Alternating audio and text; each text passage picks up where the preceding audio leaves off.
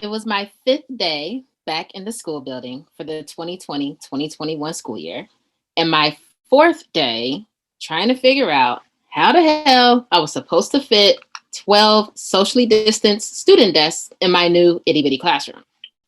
My K to 8 school had merged with an elementary housed in a large building in Bed-Stuy. With so many classrooms, I now have my own room. The middle school decided on the schoolhouse model for in-person teaching, which meant I was facilitating learning for all core subjects in my classroom. No switching classes.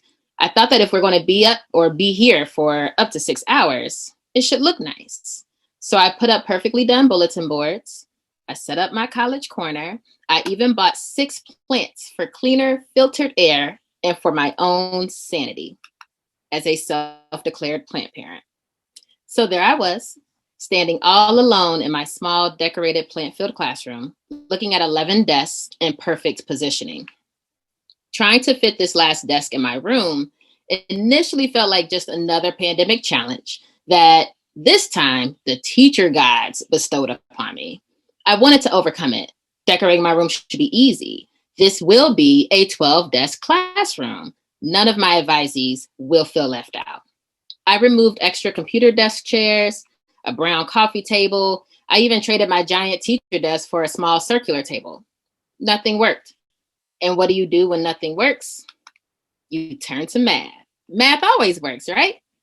My co-teacher and I turned this unfortunate situation into a math problem using some estimated measurements. I didn't have a tape measure, so we went old school, or should I say ancient school, and used our feet as makeshift measurement tools. We walked around the room, heel to toe, and wrote our measurements up on the whiteboard, talking numbers through our masks and creating jokes along the way. We drew the scaled rectangular classroom with 11 circles inside and used some math to try to make room for a 12th. However, we couldn't make the space. That 12th desk just would not fit.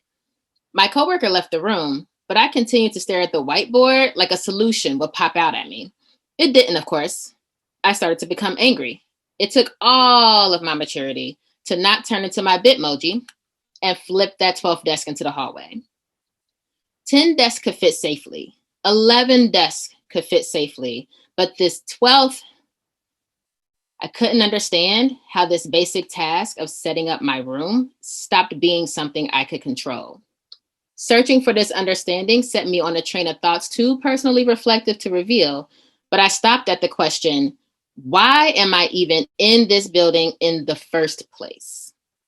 Don't get me wrong, I was happy to be out of my house after being locked up in my apartment for so long, but I wasn't happy to be back in school. It wasn't safe yet. COVID-19 rates were low-ish, but public transportation was the antithesis to social distancing, and every other large American school system had opted to stay remote for a while longer. I also hadn't fully healed from this 6-month quarantine experience. In my head, I could still hear the blades of helicopters circling my neighborhood. For half of the summer, they sounded like they were landing directly outside of my bedroom window. Months before July 4th, fireworks were going off at ungodly hours. The nonstop pops and booms disrupted my sleep and put me on edge. These fireworks shows continued day after day until August. I had to avoid watching the news because I kept repeatedly hearing that COVID-19 had a high mortality rate for people over 60, people with pre-existing conditions, and Black people. My parents fit all of those categories, and they live in Ohio, where people were not always inclined to wear a mask out in public. My parents also have custody of my 8-year-old nephew, who has asthma. We didn't know much about children in COVID then, but we knew they were carriers of the virus. My mother also had an intensive surgery that was postponed multiple times due to the hospitals being overrun. It finally happened in July, and my father could barely be with her in the hospital due to the COVID-19 regulations. I borrowed my friend's car and drove 10 hours to Dayton, Ohio, by myself, to be with my mom and to help my dad out when she was released from the hospital. On my second day home, I attended my first, but unfortunately not my last, virtual funeral. My partner's mother lost her battle with cancer during quarantine. It was heartbreaking. After experiencing this tumultuous 6 months, I knew that my classroom had to be a safe haven, a symbolic oasis in a desert of American politics, sickness, and racial tension. A place where my students and I will feel comfortable, a place where maybe just for a little bit, we could forget that school as we know it had been turned upside down and inside out. That a deadly virus at the time had taken over 200,000 lives, destroying over 200,000 families. That people were fighting for their individual right to not wear a mask, even though it helps to keep our community as a whole safer. Maybe we could forget for a moment that Black people in 2020 were being killed while sleeping or over a counterfeit $20 bill. That people were marching in the streets for racial equality and were being gunned down because they did. That our president was inciting violence in one moment and retweeting fake science in the next. We needed this oasis. I needed this oasis. If I was supposed to teach through this global pandemic, as well as my own anxiety, my own grief, and my own unhealed trauma, my classroom, the place where I teach, needed to be an oasis. That's why fitting that 12th desk meant so much. My oasis for myself and my 12 students wouldn't be complete without it. A few days later, as I was leaving the building for the day, I ran into a coworker in the second floor hallway. I was telling her about my issue with the desk. She handed me a rickety homemade measuring tool, 2 wooden meter sticks taped together to make a length that was exactly 6 feet. This thing saved me so much stress, she said. Measure chair to chair, not desk to desk. It saves a few inches. I dashed up the stairs and jogged to my room immediately. I didn't care that I was leaving to go home. I had a chance to save the oasis.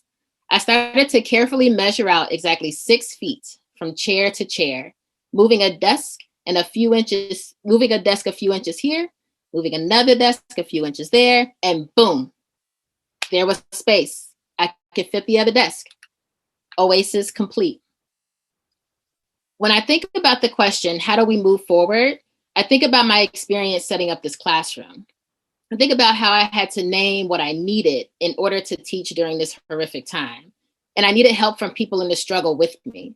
We move forward by choosing ourselves and choosing each other. If no one will worry about our safety, our mental health, our physical well-being, our healing from trauma of all sorts, then we must worry about it ourselves.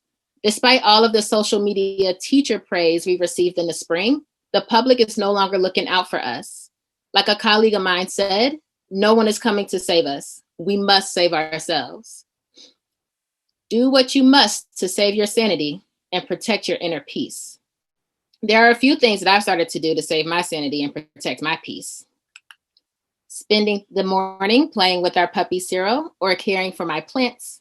That time is more peaceful and more sacred than you know. Taking a PTO, and I don't lie in the coverage email about being sick. Exercising after sitting down all day. The path for completing that Desmos lesson will be more clear when my mind is clear. Taking a nap after straining my eyes on my laptop. I'll probably grade that virtual pile of papers faster if my eyes don't hurt and I'm rested and refreshed. Calling a loved one and checking in on them. I pour into them as they pour into me with deep-bellied laughter and ear-to-ear smiles.